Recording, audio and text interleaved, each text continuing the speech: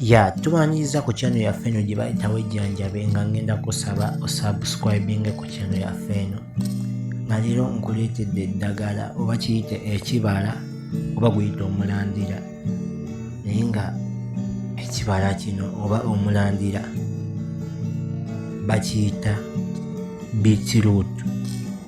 Beetroot ono ngenda kuba mu kusomesaako wa migaso mingi eri obulamu bwo nga ngenda kuba nsooka nkusomese ekisookera ddala. Ngenda kusomesa ekintu kimu olunaku olwaleero mu vidiyo yaffe eno okitegeere bulungi. Ngenda kusaba olaikinge ku vidiyo yaffe eno era ku channel yaffe eno ogigoberere bulungi. Ekintu kino kyengenda okusomesaako gwe mukwano gwange gwe alina olususu olubi oba ng'olina omwana avubuka alina kabuvubuka naye ng'olususu lulabika bubi oba olusolo, ngenda kusaba omufunire beetroot. Beetroot oyo mufune musekulemu oba mukube bulungi mu blender nga tutadde mu mazzi.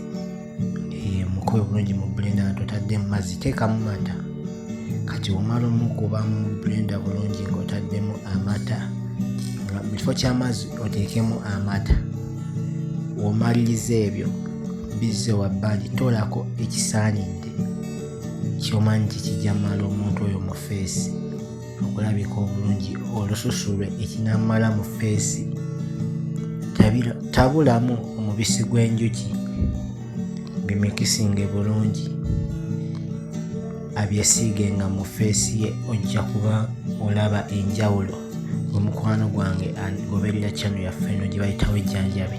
Kati gwe akutuka enviiri ogenda kuba olinda vidiyo yaffe enaaba ezzeeko. Gwe akutuka enviiri oba alina enviiri ezaakuna nga tezikula, lindirira vidiyo yaffe eddako. Ngenda kusaba olaikinge mu channel yaffe eno.